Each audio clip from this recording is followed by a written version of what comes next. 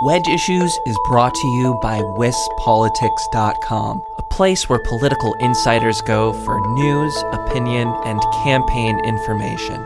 Once again, that's wispolitics.com.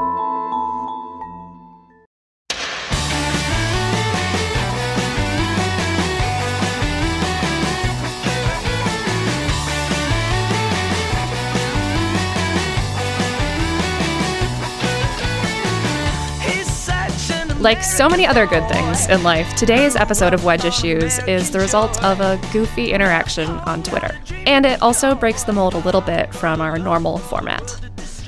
I'm Jessie Opoien, and this is Wedge Issues, a Cap Times podcast about state government and politics. And today, a little bit about sports, too, specifically soccer. So if you follow sports news or Madison news or Wisconsin news, you may be aware that Madison is getting its own professional soccer team, the Forward Madison Football Club. And if you've been following the team at all, you are probably also aware that the team's logo incorporates a pink flamingo. And if you follow the team on social media, you are probably further aware that the team's official mascot is an actual pink plastic flamingo, named Mingo, of course. So I confess I am not really a person who watches a lot of soccer right now. I have a lot of friends who do, but I do appreciate good social media content, and Twitter has made me a huge fan of Mingo, the plastic pink flamingo. So I figured the best way to meet Mingo would probably be to invite him in for a Wedge Issues interview. And I figured that if I tried hard enough, I could find a way to connect soccer with politics. It turns out I didn't have to try that hard.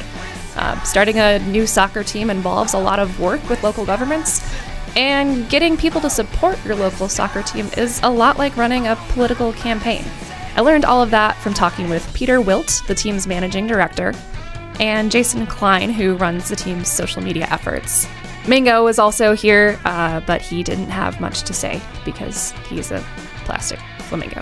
Stay tuned for all of that, but first, Eric Lawrenson will join me here to round up this week's political news. Like the girls I like to meet, and since my heart still likes to beat, I'm coming home. Come home to me, oh, Wisconsin. Hey, Eric, how are you today? I'm good. I ate 4 cupcakes today. You sure did. It's me, Eric Lawrenson, apparently a 3-year-old recapping their day. And I saw a fire truck. I'm and it was proud great. of you, buddy. Best day ever. But they were really good cupcakes. Coworker Caitlin Farrell's birthday today, and she made Watergate cupcakes. Yeah, which are apparently named thusly because they include pudding as an ingredient, and because of the advent of instant pudding, this is all what Caitlin was telling me, at the same time that the Watergate scandal was happening, just those two things got intrinsically linked, and now Watergate also describes cupcakes in addition to political scandal. Weird. But they're good cupcakes. Yeah, very tasty. Scandalously delicious. See what you did there. Meh. So, the news. Yeah, not a particularly scandalous or, I guess, headline-filled week necessarily. Kind of a slower news week. It's been a little slower than last week, which was budget week, which was huge. Yeah, absolutely. Speaking of budgets, we did see on Thursday, as we are recording, today is Thursday, the release of the capital budget. So, what exactly is the capital budget? The capital budget is where funds are allocated for things like building improvements, like infrastructure improvements that are like not roads, buildings, parks, state-owned facilities. And as we're talking, this actually just came out, so I've had about 5 minutes to look at it. So I don't have a lot of details other than we know that the governor is proposing $2.5 billion in this budget, and actually not quite half of that is just stuff for the University of Wisconsin system. So a lot of UW building improvements in there. Taking a look at a couple things I noticed, there's some facility upgrades for correctional facilities, particularly focusing on some of the juvenile facilities that as part of that larger overhaul. There's money to actually tear down the current Wisconsin Historical Museum and build a new one, which has been a conversation for a little while. Like I said, those UW improvements. There's some money to renovate Camp Randall Stadium. There's some money to renovate and build on a little bit to the Cole Center. So in addition to a lot of academic building improvements and residence halls and things like that. So that has to get approval from legislators, just like every other initiative that comes forward in the budget process. And so that's the conversation and debate that legislators will be having in the context of the larger budget discussion. How much debate is there typically with the capital budget? Does it get as heated as with the normal budget? The normal budget? I mean, the budget, includes maybe a little bit more sort of policy-oriented things, whereas this is just determining what's a priority to fund. So you'll get some disagreements about, should we really be spending this much money on this particular project? Are there other projects that are more urgent or more important? But it's a little less emotional, I guess, than the budget debate in whole, because you're talking at the end of the day about buildings, right? And there are buildings and parks and things that some lawmakers probably feel more strongly about than others, but that's kind of the extent of it. Gotcha.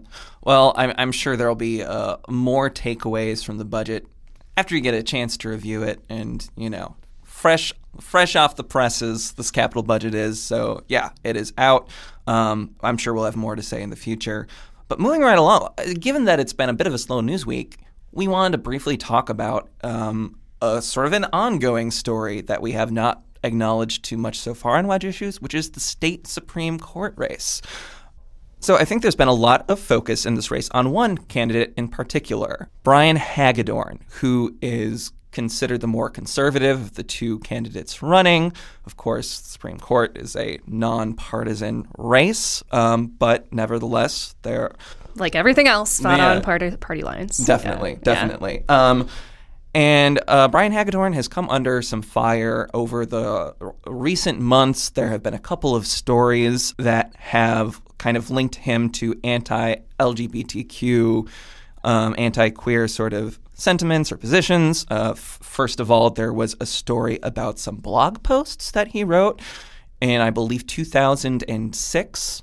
Yep. Yeah, 2005, 2006, when he was a law student, he had a blog and talked about his personal beliefs and talked about some of his legal beliefs too. But this, in particular, he was very critical of a decision to strike down Texas's anti-sodomy law and drew some comparisons between that decision being made and potentially opening the door for bestiality. Recently, WisPolitics.com reported on another blog post where he was critical of the Mormon theology. So, beliefs that he has that come from an evangelical Christian background. And that religious connection was also there in another story that came out a few weeks later, I believe, about his affiliation with a Christian school, a Christian elementary school in Delafield, Wisconsin, the Augustine School, which is a Christian elementary school that he co-founded, and is on the board of directors of, which was founded on some beliefs that kind of, stressed that marriage is between one man and one woman, that also had in this document kind of outlining its core beliefs, basically a disavowal of trans identities. So again, just another sort of anti-LGBTQ position linked to this guy due to his association and creation of this school.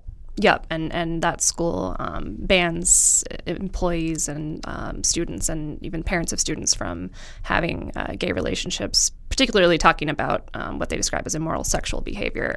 But yeah, between that, the blog posts, and the fact that he's spoken to the group, the Alliance Defending Freedom, which is a group that also opposes gay marriage, supports bringing back anti-sodomy laws, supports requiring sterilization for transgender people.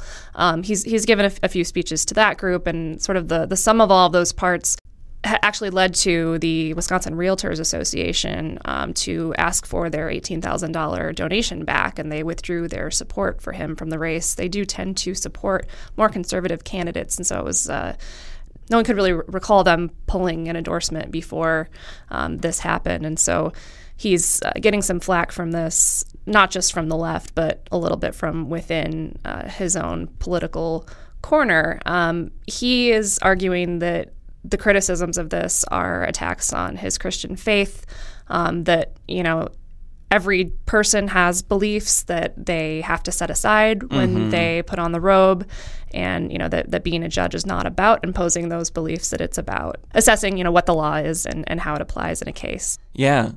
And I mean, just this past week, there was news that his opponent, Lisa Neubauer, was going to get some pretty significant support from a Democratic-leaning political spending group that was, I believe, founded by Eric Holder, or is affiliated with Eric Holder in some way.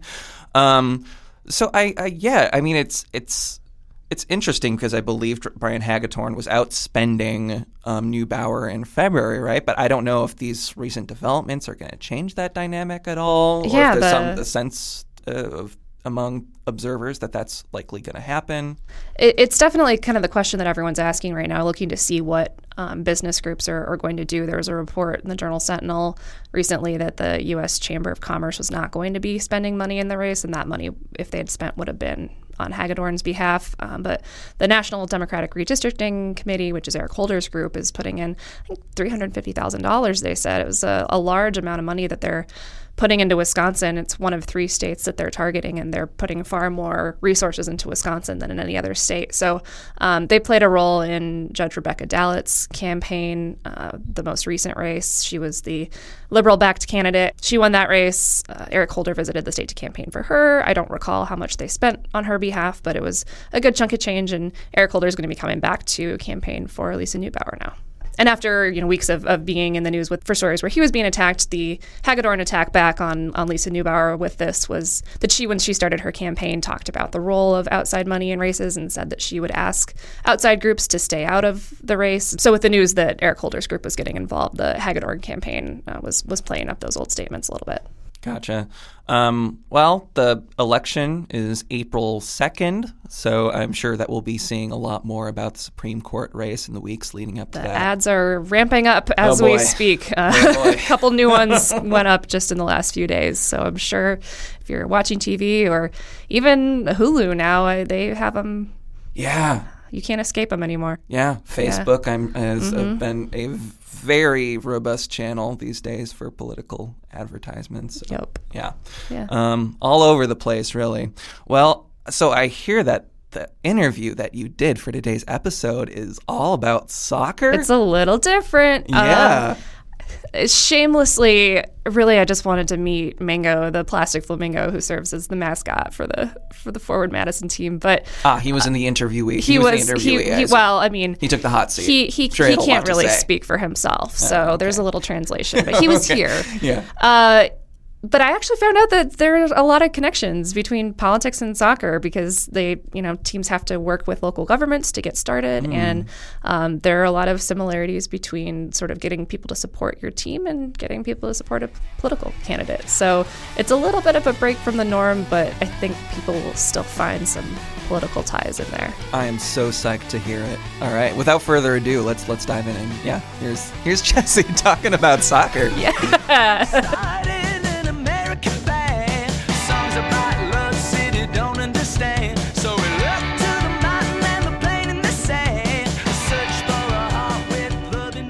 Well, I am really excited for this particular episode of Wedge Issues, which has very little to do with state politics, except it kind of does still somehow a little bit. We're going to be talking about soccer, which is actually something I know very little about, and I'm learning more and more about it because we have a professional soccer team coming to Madison, and I'm getting excited about it. So we have the managing director and the spokesman and the mascot for the Forward Madison Football Club here.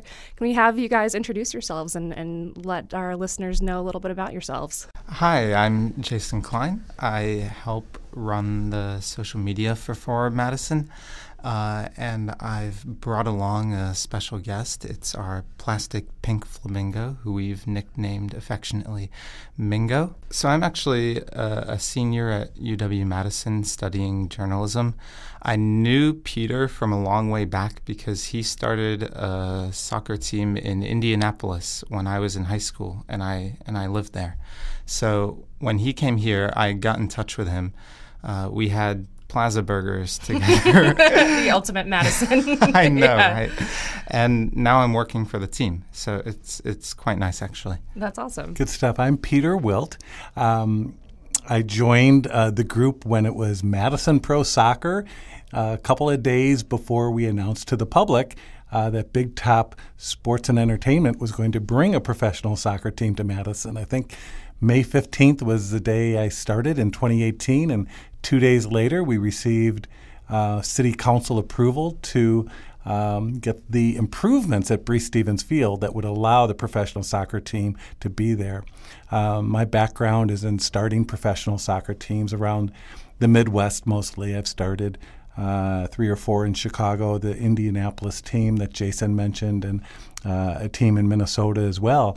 I've lived in Wisconsin the last 40 years, but this is the first time I've started a pro team actually in Wisconsin, so it's pretty exciting to be here. So what made the time right and the location right to bring this to Wisconsin and particularly Madison? I think a couple of things. I think from a big picture standpoint, the progress of the sport of soccer and the acceptance in the United States and in Wisconsin and in Madison in particular, but also the timing of Big Top Sports and Entertainment getting the rights to operate Breese Stevens Field and the rights to improve the amenities and the capacity from 3,000 seats to 5,000 seats.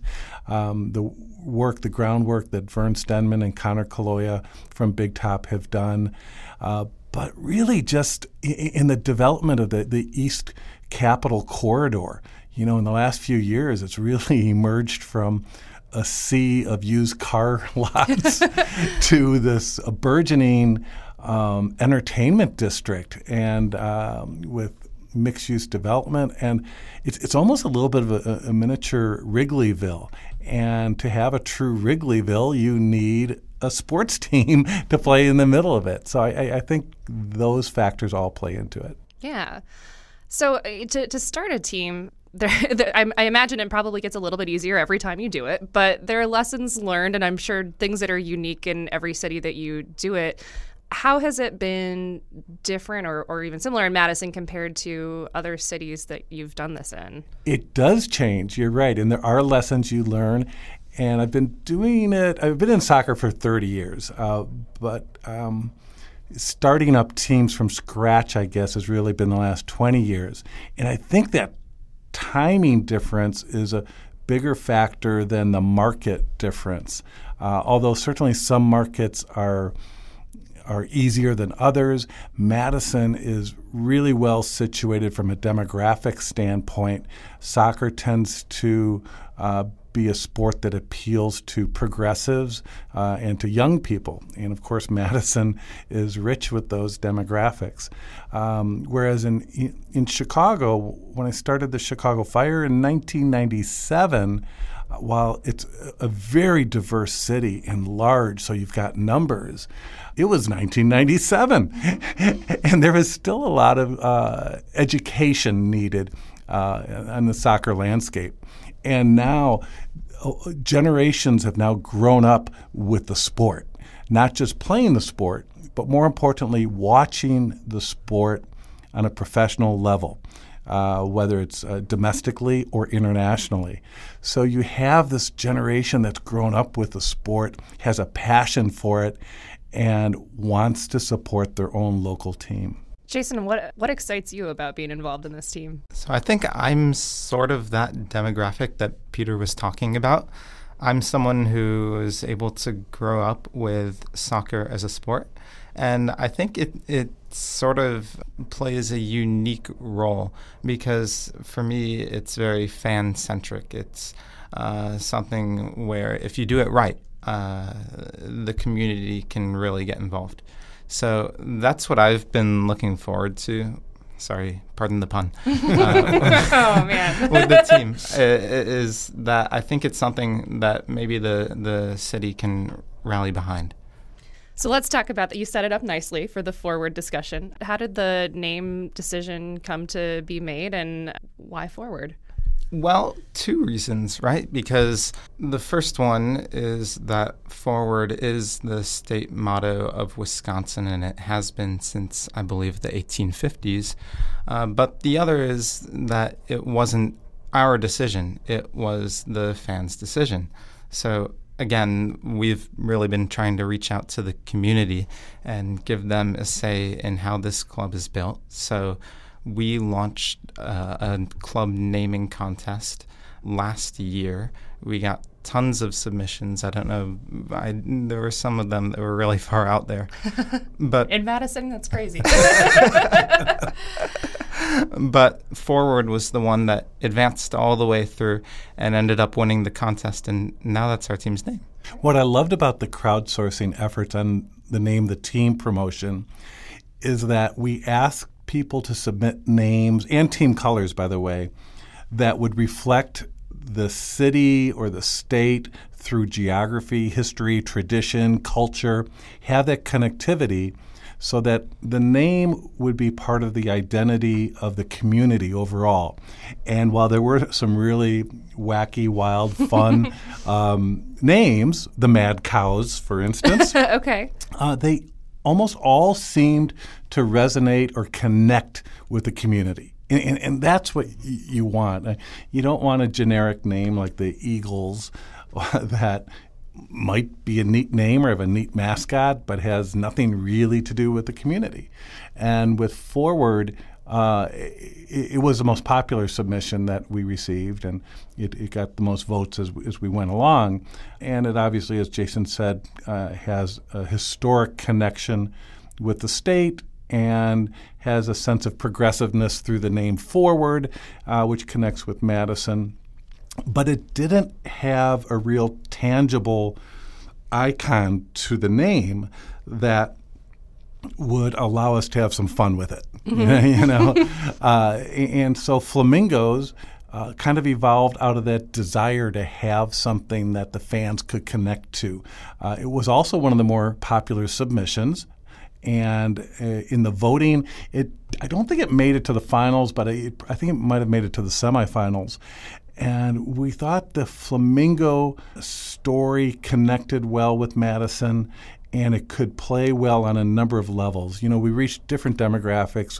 The youth soccer community is so important to a professional soccer team, and a flamingo is something fun that I think kids can relate to or connect to. And then the young adults, I think, like the whimsy, the humor of the flamingo and the history it has with Madison. Yeah, I mean, this is if you're not from Madison or if you're not familiar with the city's history, it would seem a little odd that a flamingo would be the mascot for the city's soccer team. But it's not just flamingos; it's the plastic flamingos.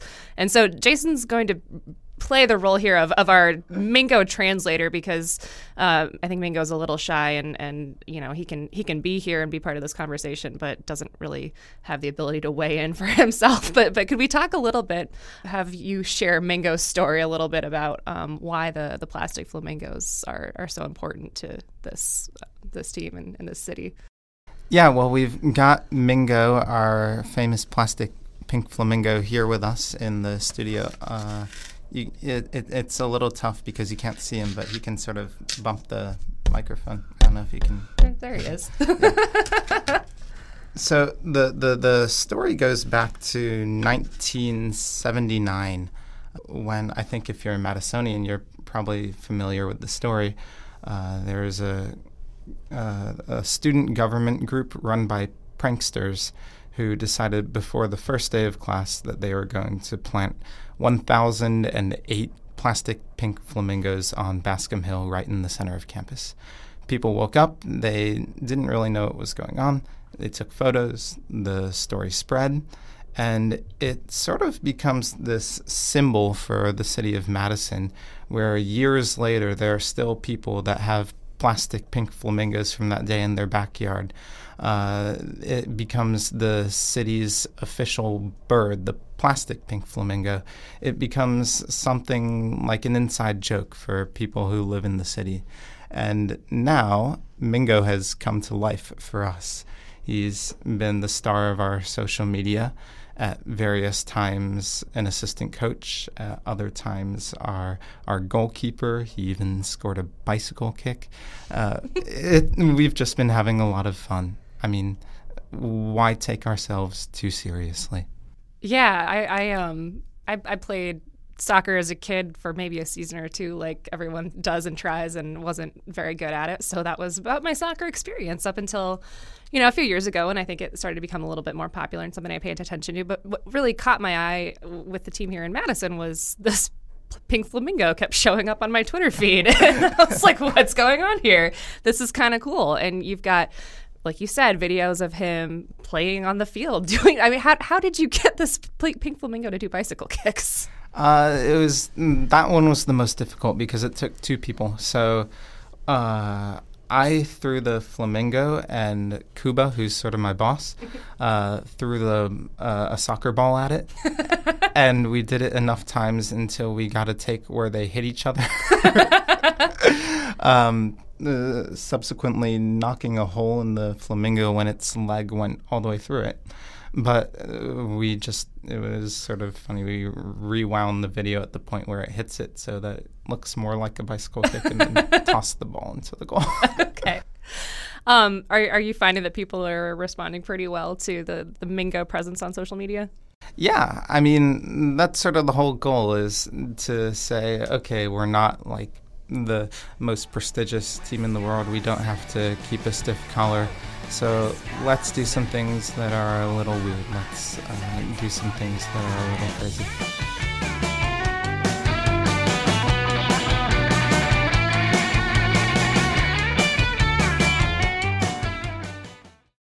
Wedge Issues is sponsored by wispolitics.com. You can become a wispolitics.com member. Find out more at wispolitics.com/membership.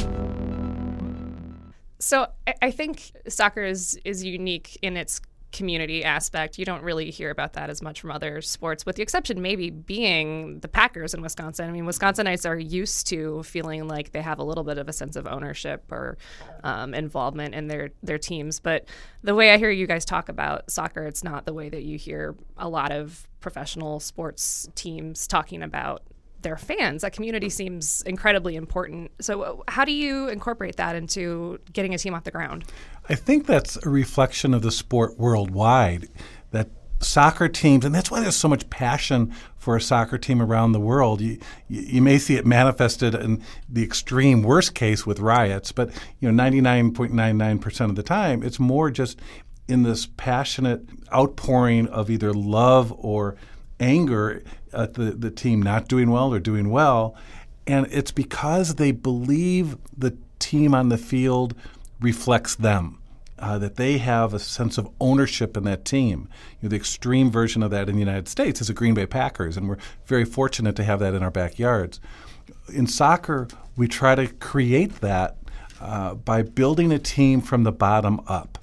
So it's grassroots, it's creating connections through social, media, civic, sporting, cultural, charitable organizations. And if we can create enough of those emotional connections from the bottom up, then this will truly be the community's team, and they will have a sense of ownership and love for the team that will be sustainable. If it's just a matter of going out and selling tickets, doing promotions, that needs to be recreated every game, every year. Whereas if we're successful in connecting the team to the community where they feel it's theirs, that's, again, very sustainable. And that happens usually over time, because sports passion is usually generational. My dad's from the south side of Chicago. So he was a White Sox fan, and I became a White Sox fan. And he was a White Sox fan because his dad was a White Sox fan. Well, we're creating this team from the beginning and don't have the benefit of that generational passion or support. So we're doing it this other way. And I think by doing that, we expand our potential audience from maybe the traditional soccer audience of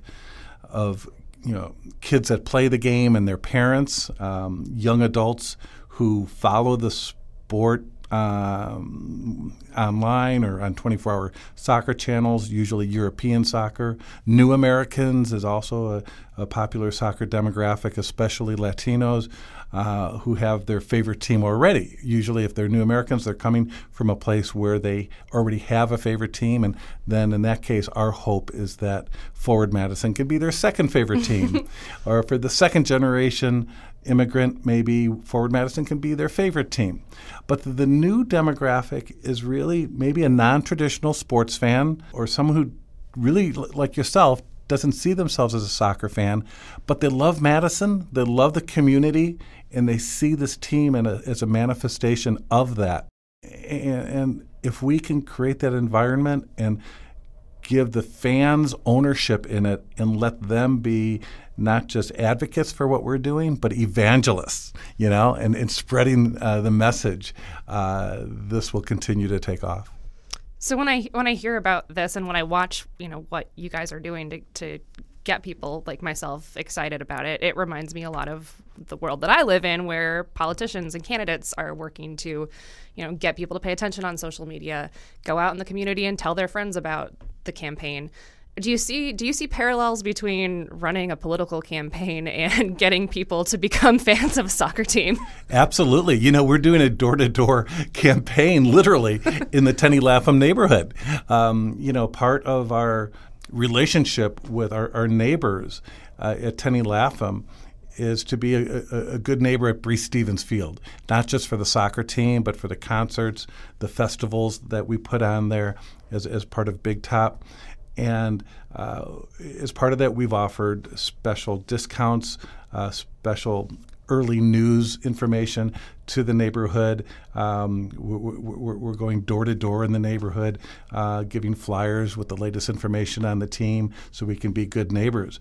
One of the teams I ran earlier in Chicago, the Chicago Fire, we moved out to Naperville for 2 years while Soldier Field was being renovated. And it was on short notice.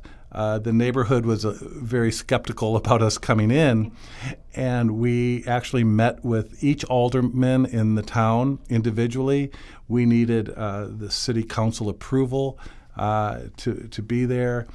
And the business leaders that were in the neighborhood, you would think they would appreciate the additional business we were bringing them, but they actually said, no, it's on a Saturday night for your games, and we're already full. We don't want your fans taking our parking spaces. So we had to negotiate with the business association on how to handle the parking. It's a very political endeavor, both in terms of real politics. We need governmental approvals. We're working with the city of Madison to improve Breese Stevens Field. But to your point, it's a political campaign. In the Naperville situation with the fire, we actually did a season ticket campaign in the off-season where we were planting lawn signs, passing out campaign buttons. We had bumper stickers asking people to support their local pro soccer team. And that's what it is. It's you influence the influencers. And that's changed over the years. The method of reaching people has changed. It's not as much with traditional media. It's more with online and social media. It's doing podcasts like today. Mm-hmm. Yeah, it's changing just as political campaigns change. And you mentioned you have to navigate city and potentially other forms of government. How do you familiarize yourself with the different city or local governments you have to work with, and what does that process look like? Well, we're very fortunate with the Big Top Sports and Entertainment leadership. They've had a long and positive relationship with the city. In addition, obviously, to Forward Madison FC, or maybe not obviously, maybe the listeners don't know, but Big Top owns and operates the Madison Mallards. Also, the Shake the Lake fireworks celebration is put on by Big Top Sports and Entertainment. And Big Top has worked very closely for almost 2 decades now with the city of Madison, governmental leaders, on being a good citizen. And that's always been important to Big Top. And I think that was, I can't overemphasize how important that relationship for 2 decades has been in I don't want to say greasing the wheels, but really giving credibility to this endeavor where the city believed that Big Top could pull this off in a way that would be good for the city based on past experience. Sure. And Jason, you and I have talked a little bit about the city of Madison's relationship with the rest of the state. And, as someone who covers state politics, I hear about it a lot. And it's no different than people talking about Washington, D.C. and sort of people will always, I think, look down a little bit upon the center of government because that's the place that raises their taxes and that's the place that makes decisions that they don't like. And, in the state of Wisconsin, we hear a lot about the urban-rural divide. We hear a lot about resentment between, the rest of the state and the city of Madison or the rest of the state and the city of Milwaukee. And you have some thoughts, and I think Mingo also maybe has some thoughts on how that might be changed by having a pro soccer team here. Well, I mean, hopefully institutions like for Madison are things that can project a good image for this city to the wider state so that they don't just see what's going on in the politics here, that they have a reason to like Madison. And I think Mingo would say something similar. That maybe if you don't like the politicians you see in Madison, you can like the pink flamingos, if that makes sense. Yeah. How can you argue with, he's such a nice little flamingo.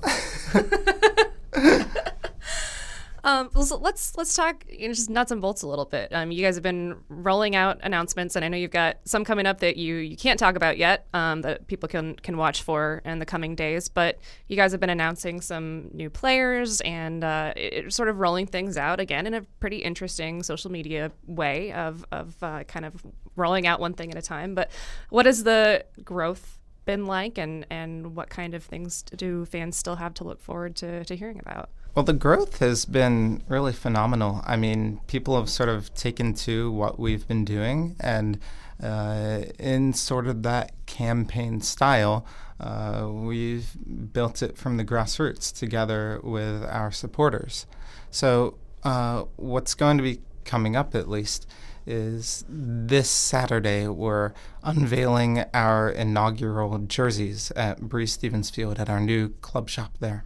The new retail store is really exciting. We're getting some new gear from Hummel, our team apparel supplier.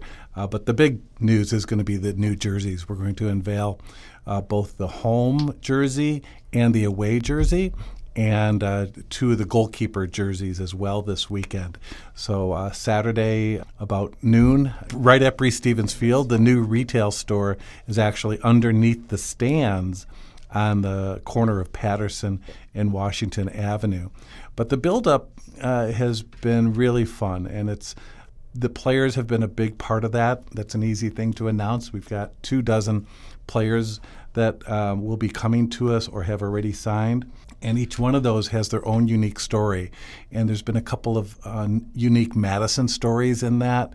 There's been a number of international stories. We have players from Brazil and Mexico and Panama and Ecuador, and our newest signing from Japan. So there's just it's so fun to watch this all coalesce, and a big part of that is the supporters. Supporters are the lifeblood of any fan base in soccer. I guess the closest comparison in traditional sports is a student section of a college team. The flock is Forward Madison supporters group, and it's important to note that they're independent of Forward Madison. They're an organic organization that started with the intention to support, literally, the team. And they are a socially conscious organization that has charitable tie-ins and fundraising for good works as part of their mission. Can you tell me a little bit about how you bring players to a team in Madison? How you get someone to come from Japan or Ecuador to come play soccer in Madison, Wisconsin? It starts with the hiring of our coaches. We hired Daryl Shore to be our head coach and technical director. I was fortunate to work with Daryl at the Chicago Fire for 8 years. He actually spent 10 years at the Fire as an assistant coach before going to Real Salt Lake of Major League Soccer, where he spent a good amount of time. And Daryl's also been a head coach in lower-level soccer in the United States for a number of years. So he's got a wonderful network of agents, coaches, and players, as do I. And so there's no shortage of players coming to us. And, truth be told, we're not the Bundesliga or La Liga or English Premier League. So the pool of players capable of playing and succeeding at our level is extraordinary. It's not this pool of maybe 500 possible players that we're competing for. So with our tentacles out there and our network, we're able to identify players that can succeed at this level, have good character, good work rates, and will be here for the team and not just for themselves. And those are important factors when building a winning team. Our league, USL League One, is third division in the United States, but we have an affiliation with the Major League Soccer team in Minnesota. So we'll be getting 5 to 6 of their players added to our roster. And we believe the roster we've put together should be more than competitive to earn a playoff spot. 4 of the 10 teams in USL League One will advance to the playoffs in October, and we're very confident that we'll be in that playoff picture. What are some of the teams that you guys will be playing? Who can we expect to see come into Madison? So like Peter said, there are 10 teams in the league, and it's a national league, so they're from all across the country. There are other animal-themed teams, the Chattanooga Red Wolves. There's the South Georgia Tormenta, who have, I think, a pelican in their logo. There's also the Lansing Ignite in Michigan, who are the closest ones to us. So they keep calling us out and trash-talking us. It's going to be fun when we play them. But we have a pink flamingo on our roster. So if we ever need a utility player, Peter, if you ever want to call him in, he's here for you. And he does really well. He's been practicing.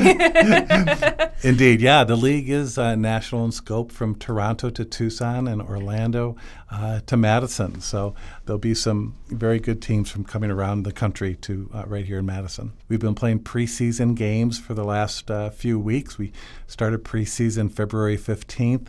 Had a big win against one of my older teams, Indy 11, and we went down to St. Louis, played a second division team there, and we'll be playing the UW Badgers, actually, the men's soccer team, in an exhibition game at Bree Stevens Field April 16th.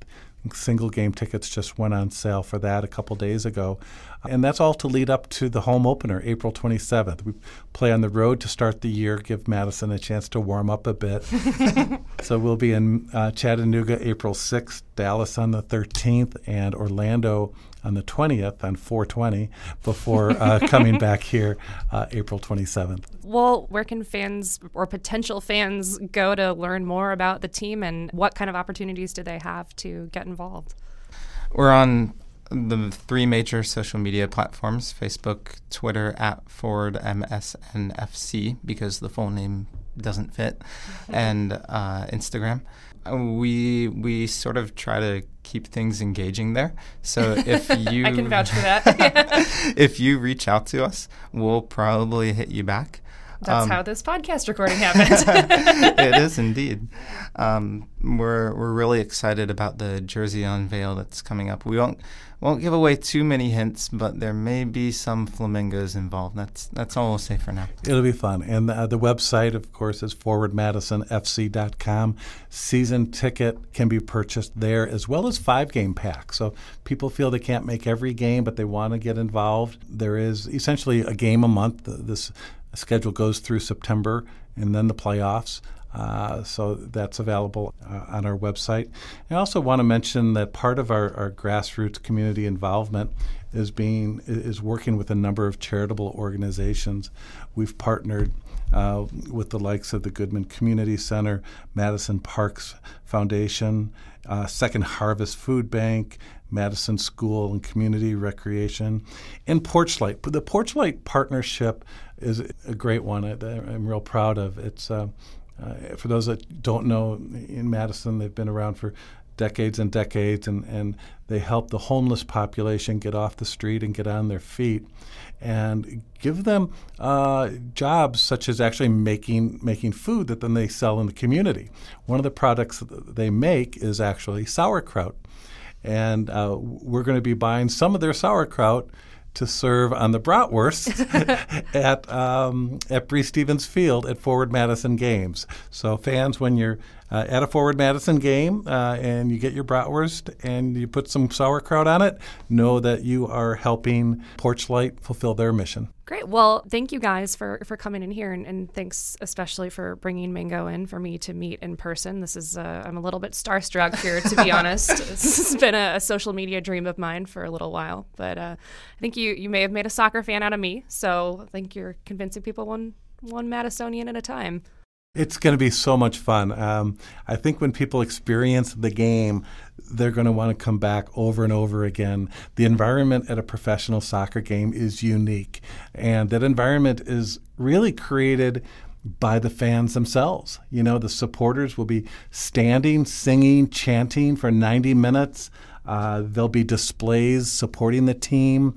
They're already working on banners and posters and such, and there'll be smoke bombs that will go off, hopefully, because that means we've scored a goal. Oh, okay. When we score goals, they will celebrate, and we'll all celebrate with them. And I think that's part of the excitement, part of the fun. And at Bree Stevens Field, which is a remarkable venue and a great location, Madison is really going to have a special treat this summer. Okay, one last important question. Where does Mingo sit during the games? I don't know. I think there may be some friends of his that will have special places throughout the venue, but Mingo may be a traveling icon so that more and more fans can meet him. That's true. That sounds like a good idea to me. Well, the question I ask every political candidate, I actually have two questions that I ask everyone who comes in on this podcast, and I'm not going to let anyone here get off the hook without answering. So I ask everyone their favorite Wisconsin cheese and their favorite Wisconsin beer. We could go with Mingo. Sure. First. Yeah. We can do Mingo instead of me. Okay, let's hear from Mingo. So Mingo really likes the fried cheese curds at the Dane County Farmers Market near the Capitol, and for cheese. And for beer, is Mingo of age? Well, 1979, that makes Mingo around 40, right? Yeah. We've had a ton of people who have been showing us the various flamingo beers that exist that I didn't know about. I'd like to imagine that Mingo would be drinking some of them. That sounds like a solid choice. Well, on the beer side, I actually have created a beer. In fact, on my Wikipedia page, it spends more time talking about this beer I created than the soccer teams I've created. And the beer is called Schlapst. It's Milwaukee's Black and Tan. That was you? Yes, it was me. Jessie, it excites me so much that you know of Schlapst. I do. Yeah, it's for those who don't know, it's Schlitz on the bottom and Pabst on top. It's Milwaukee's Black and Tan. Yeah, we would have just been talking about that the whole time. I had no idea. It was at the Highbury Pub, a soccer bar in Milwaukee. August 30th, I believe, was the date in 2008, so 10 and a half years ago. It came out of a moment of indecision. I ordered a Pabst. It was 6:30 in the morning before, I think, an Arsenal match. I ordered a Pabst Blue Ribbon, which is my normal drink. And then I changed my mind because I remembered that they had recently got Schlitz in. At the time, it was kind of coming back. So I told Robin Vingy, a UW grad, that I actually wanted a Schlitz. So She went to get a Schlitz. I said, no, I changed my mind. I want a Pabst. And I went back and forth so many times, she screamed at me, Peter, make up your mind. And I said, give me both of them. She said, in the same glass? And I said, yes. And that's how Schlapst was born. This is a huge moment. And by the way, I just coincidentally happened to have a Schlapstick lip balm with me.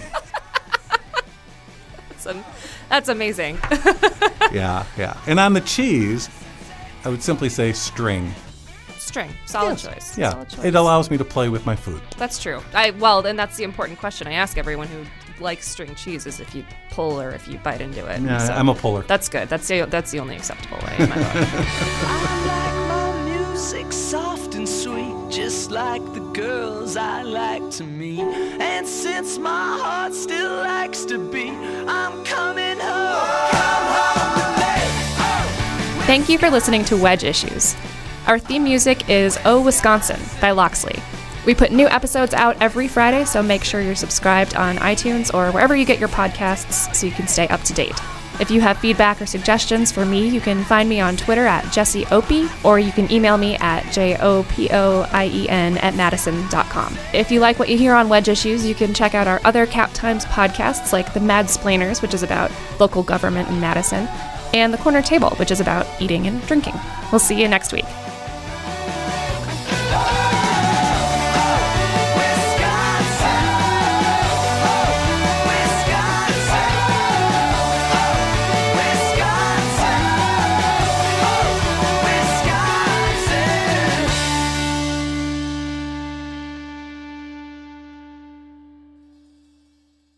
Wedge Issues has been brought to you by wispolitics.com.